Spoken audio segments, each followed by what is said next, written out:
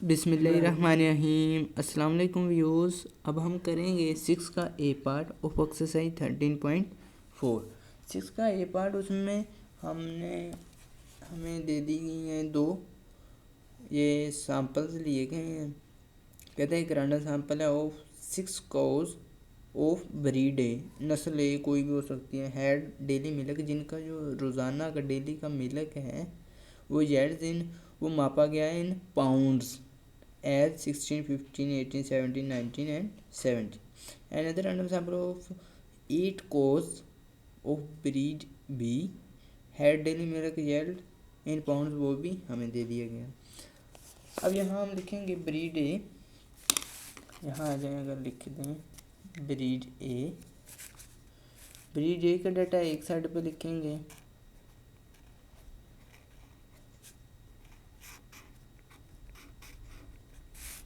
Breed B का दूसरी side पे लिखेंगे।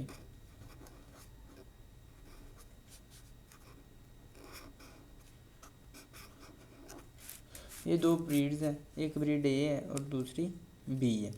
अब कहता है कि ए से हमने 6 लिए हैं, सॉरी 6 है, ये 6, इसका मतलब 6 का सैंपल लिया एंड 1 इज इक्वल टू 6।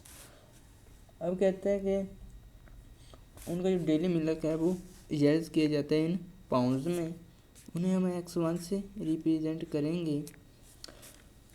इसी तरह नेक्स्ट में हमें कहता है कि ब्रीड बी से हमने सैंपल लिया है 8 काउज का और उन्हें हम x2 से डिनोट करेंगे, उनका जो डेली का मिल्क है इन पाउंड्स। अब यहाँ वो डाटा लिख लेते हैं, मैं सारा डाटा लिख लेता हूँ, वीडियो पॉज करके आप भी साथ साथ लिख लें। ठीक है बच्चों, ये मैंने डाटा लिख लिया है, उम्मीद है आप लोगों ने भी लिख लिया होगा। अब हमने इनके स्क्वेयर्स फाइंड करने हैं। स्क्वेयर किस तरह फाइंड करेंगे, x1 स्क्वेयर हमें चाहिए क्योंकि हमने इनका स्टैंडर्ड डेविएशन भी निकालना है ना साथ साथ। x1 स्क्वेयर लिखेंगे और यहाँ x2 स्क्वेयर, मैं इस तरह से लिख देता हूँ x2 स्क्वेयर। x2 के हमें स्क्वेयर चाहिए यहाँ पर और x1 के यहाँ। आपने इन्हें कैलकुलेट कर लेना, 16 को 16 से मल्टीप्लाई करें 256 आ जाएगा, 15 को 15 से ये आ जाएगा जी 2 to 5, 18 को 18 से करेंगे मल्टीप्लाई, या 18 का डायरेक्ट स्केल ले लेंगे कैलकुलेटर से, जैसा कि पिछली वीडियोस में हम करते हैं। ये आ जाएगा 3 to 4, 17 का आ जाएगा आपके पास मेरा ख्याल है 289, 19 का आ जाएगा, ये आपने कैलकुलेटर से फाइंड कर लेना है 289, ठीक है। इसी तरह मैं इसका भी साथ लिख लेता हूँ, वीडियो पॉज करके आप भी साथ साथ। ठीक है बच्चों, ये मैंने लिख लिए, इनके स्केयर्स भी फाइंड कर लिए हैं। अब मैंने फाइंड करने हैं इनके सम्स किस तरह कैलकुलेट करेंगे, यहाँ आप डाल देंगे ये स्केल से लाइंस लगा देंगे यहाँ पर भी, और यहाँ कंबाइन सिग्मा आप लोगों ने डाल देना है। इसका सम यहाँ आ जाएगा और इसका सम यहाँ पर। अब आ जाना यहाँ पर, यहाँ भी लिख देंगे सम कंबाइन सिग्मा है ये आप लोगों का, और ये x1 and x2 x2 square and x1 square. ये अब आपने कैलकुलेट कर लेना कैलकुलेटर से, मैं वीडियो पॉज करके कैलकुलेट करता हूँ, आप भी साथ साथ कर लें। ये देखें बच्चों, मैंने सम्स भी कैलकुलेट कर लिए हैं। अब नेक्स्ट हमारा काम करना है इससे, ये देखिए हमारे पास सम्स हैं सारे, ये अगर आपका कोई गलत है तो ठीक कर लें, हम नेक्स्ट क्वेश्चन में भी देख लेंगे, अगर गलती हुई तो उसे सोल्व कर लेंगे। x1 बार पहले फाइंड करेंगे, ये आपके पास आएगा सिग्मा x1, ये वाला 1 और 2 डिवाइड बाय, आपने फार्मूला पहले लिखना है sigma x1 divide by n1, मैं डायरेक्ट ही लिख रहा हूँ, और n1 आएगा हमारे पास 6, इसको 6 पे डिवाइड करेंगे, मैं कर लेता हूँ डिवाइड, ये मेरे पास आ रहा है देखिए 17, ठीक है, इज इक्वल टू 17। अब x2 बार इस वाले डाटा का फाइंड करना है, यहीं फाइंड कर लेते हैं, x2 बार is equal to sigma x2 168 divide by into 8। अब इसको डिवाइड करता हूँ मैं, 168 को डिवाइड बाई 8, ये आ रहा है मेरे पास 21। उम्मीद है आप लोगों के पास भी यही आ रहा होगा। अब नेक्स्ट हमारा काम है पूल्ड स्टैंडर्ड डेविएशन को फाइंड करना। उससे पहले हमें करना पड़ेगा उसके 2-3 मेथड से आप पूल्ड स्टैंडर्ड डेविएशन फाइंड कर सकते हैं। एक तो है कि S1 हेड फाइंड कर लें पहले, फिर S2 हैट फाइंड कर लें।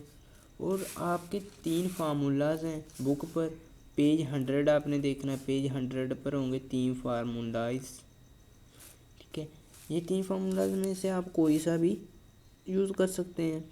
और यहाँ जो यूज़ होना चाहिए, जो मैं रिकमेंड करता हूँ, वो होगा थर्ड वाला, क्योंकि इजीली आपके पास सारा कुछ उस फार्मूलाज के रिलेटेड है।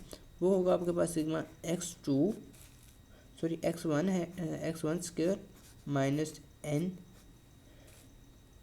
x1 बार स्क्वायर प्लस जाएगा आपके पास sigma x2 minus n two x2 bar square.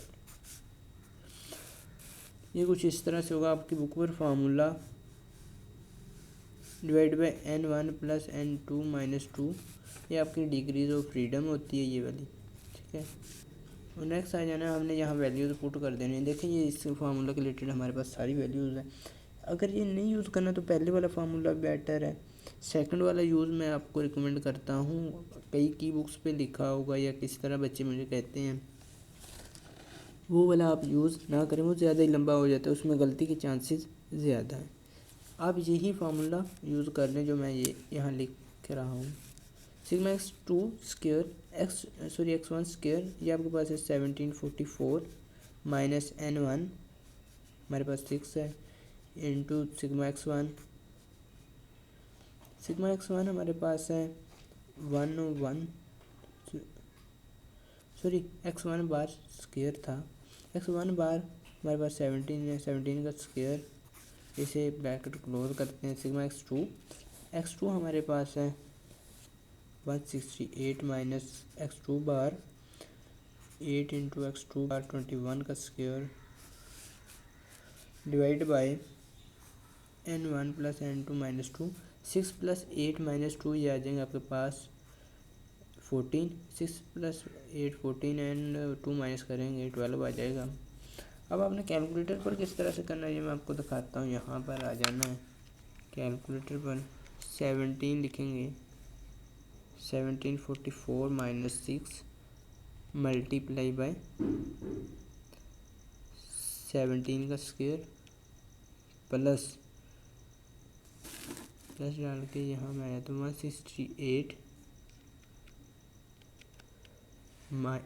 Minus n2 हमारे पास 8 है, मल्टीप्लाई बाय x2 बार है 21 का स्क्वायर। ठीक है, ये आप वैल्यू दोबारा से चेक भी कर सकते हैं, चेक करके फिर नेक्स्ट प्रोसीजर की तरफ हम बढ़ेंगे। 17 का square plus 168 minus 8 multiply by 21 का स्क्वायर। अब डिवाइड वाला प्रेस करना है, डिवाइड बाय 12, ये आ गया आपके पास, कहना ये पूल्ड वेरिएंस है। ठीक है, फिर अब इसका स्क्वायर रूट ले लेना है। ये माइनस में क्यों आ रहा है मैं आपको बताता हूँ। यहाँ इसकी वजह ये है, देखें यहाँ हमने ना x2 स्क्वायर डालना था यहाँ पर। ठीक है, हमने x2 सिग्मा x2 ही डाल दिया। ये 3556 था माइनस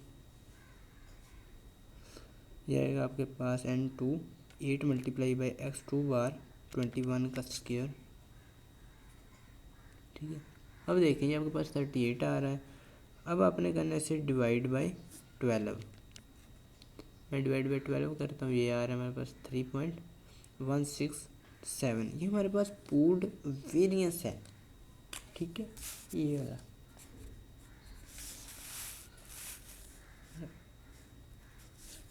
अब आपने स्टैंडर्ड डेविएशन क्योंकि फाइंड करना है, हम इसका स्क्वायर रूट ले लेंगे।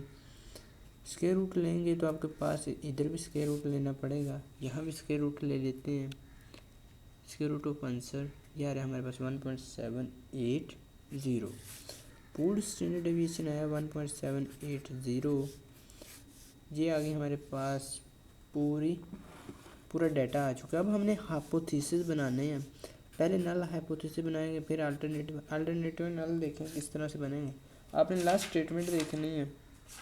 लास्ट स्टेटमेंट में उसने हमें कह दिया है कि आपने इस तरह से करना है कि टेस्ट इफ़ ब्रीड बी। अब ब्रीड बी को हम रिप्रेजेंट करते हैं x2 से। ठीक है, यहाँ का जो आएगा मीन वो μ2 होगा और यहाँ का जो आएगा μ1 होगा। ठीक है, जिस तरह हम पिछले क्वेश्चन में करते हैं। अब कहते हैं test if breed B, breed को हम बी को 2 से रिप्रेजेंट करते हैं, इसका मतलब 2 पहले आएगा 1 बाद में। अब साइन किस हिसाब से यूज़ करने हैं, ये देखिए हमें कहा है breed B is better than breed A, breed A से बेटर है। जो लास्ट पे अक्सर कहते हैं कि ये हमारे पास जो होता है अल्टरनेटिव हाइपोथेसिस होता है μ2, मतलब breed B is better than breed A. जब ये ग्रेटर देन हो, ये वाला आपने खुद बना लेना है, जब ये ग्रेटर वाला हो तो दूसरे वाला less than or equal to होता है। ये आ गया हमारे पास नल एंड अल्टरनेटिव हाइपोथेसिस। μ2 इसलिए पहले रखा क्योंकि उससे ब्रीड बी पहले कह दिए। अब आ जाते हैं नेक्स्ट, हमारे पास आएंगे लेवल ऑफ सिग्निफिकेंस।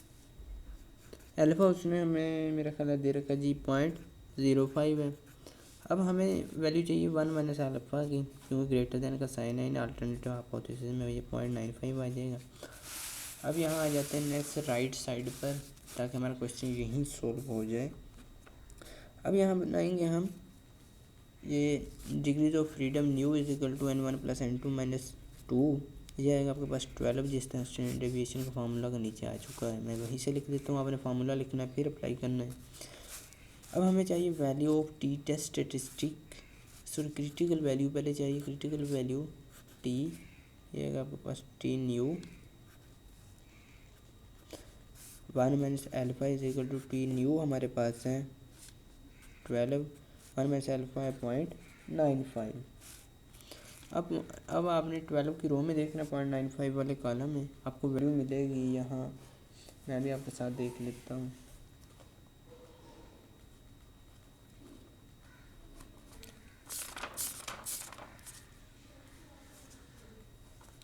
.950 वाला कॉलम है, ठीक है, और 12 की रो में ये आपको 1.782 मिल रही है वैल्यू, 1.782।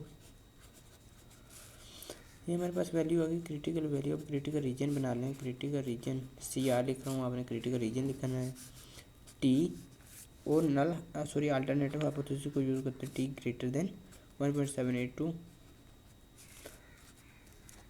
अब यहाँ बनाएंगे डिसीजन रूल, DR लिख रहा हूँ, आपने डिसीजन रूल लिखना है, लिखेंगे if t greater than 1.782 we shall reject each note, otherwise we do not reject।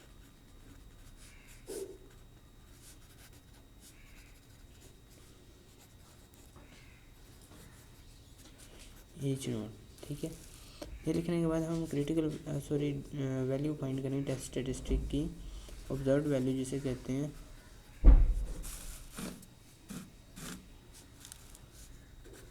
उम्मीद है आप लोगों को क्लियर नज़र आ रहा होगा। फिर भी आपने थिकनेस लेनी होती है, किस तरह क्वेश्चन को सोल्व किया जा रहा है, आप उसे देख कर सोल्व कर सकते हैं। x1 बार माइनस x2 बार, सॉरी यहाँ देखें x2 बार हमने पहले रखना है क्योंकि μ2 पहले रखा है, इसी बिना पर मैं x2 bar minus x1 bar minus delta naught, या आप कह लें यहाँ है μ1 minus μ2 divide by pooled standard deviation 1/n1 plus 1/n2। अब x2 हमारे पास x2 बार का आंसर है 21 minus 17 minus 0 divide by pooled standard deviation 1.780। 0 डालें तो भी आपकी मर्जी, नहीं डालेंगे तो भी कोई फ़र्क नहीं पड़ने वाला। अब आपने कैलकुलेटर की स्क्रीन पर आ जाना है, 21 माइनस 17 प्रेस एंटर, फिर डिवाइड प्रेस करना है, फिर square root sorry pooled standard deviation पहले लिख लें, ये आपके पास आएगा 1.780 एंड 1/n1 6 है प्लस 1/n2 8 है। अब प्रेस एंटर करते हैं जी, ये हमारे पास आ रहा है 4.161 हमारे पास टी टेस्ट स्टेटिस्टिक की वैल्यू आ गई। अब लिखेंगे कंक्लूजन, हमारे पास नतीजा क्या है सारे को कैलकुलेट करने के बाद, as t is equal to 4.161, क्या ये ग्रेटर है ग्रेटर देन का साइन मैंने उठाया है डिसीजन रूल से या आप कह लें क्रिटिकल रीजन से। क्या ये ग्रेटर देन है 1.782 से? जी हाँ, हम कहेंगे ये ग्रेटर देन में से। ये डिसीजन जो है राइट है, so we reject each note against each one.